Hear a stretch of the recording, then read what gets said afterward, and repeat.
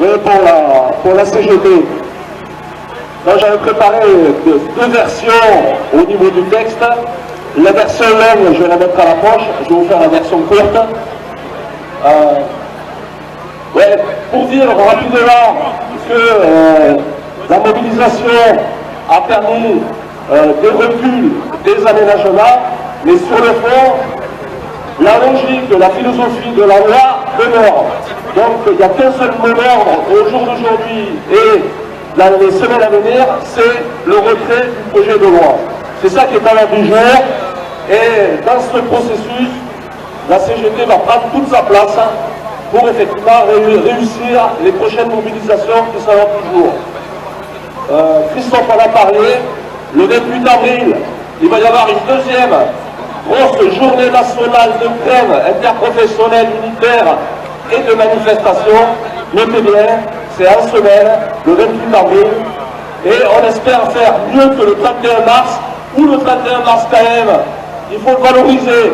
C'est la plus grosse manifestation avec 2000 personnes à Lot-et-Garonne et plus de 1 million de personnes au niveau national que nous avons eu depuis 4 ans, depuis l'élection du président.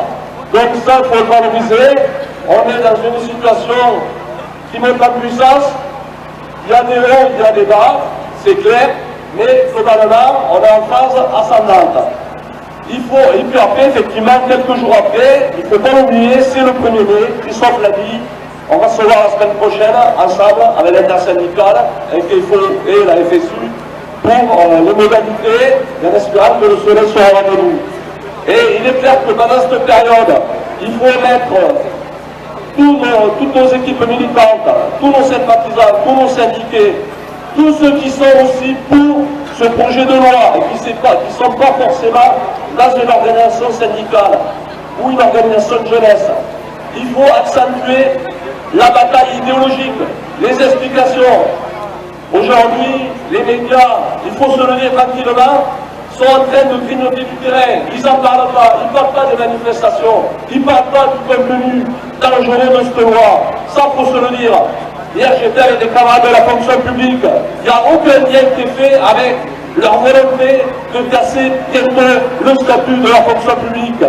Et laisser faire la casse du code du travail, c'est aussi une porte ouverte pour casser le statut de la fonction publique. On l'a vu sur les retraites. Au début, ils ont attaqué le privé, puis après, ils ont attaqué aussi le public. Et on voit dans quelle situation aujourd'hui on est, avec y compris, d'ailleurs, entre parenthèses, de nouvelles attaques aussi en perspective dans ce domaine. Donc voilà ce que je voulais vous dire. Aussi, vis-à-vis des jeunes, on a aussi la responsabilité, parce qu'on est des parents, mais aussi, il faut aussi mener cette campagne d'explication envers les lycéens. Il va y avoir peut-être que l'IAG traqué aussi. D'explication pour que les lycéens soient avec nous. Aussi en direction des étudiants, mais aussi dans l'agglomération d'Agen, il y a aussi des jeunes précaires. Il ne faut pas l'oublier. On oublie aussi cette dimension-là. 50% des étudiants travaillent pour payer leurs études. Ce sont des précaires, macro, etc., etc. Il va falloir qu'on réfléchisse à avoir des initiatives aussi pour qu'ils soient ici avec nous.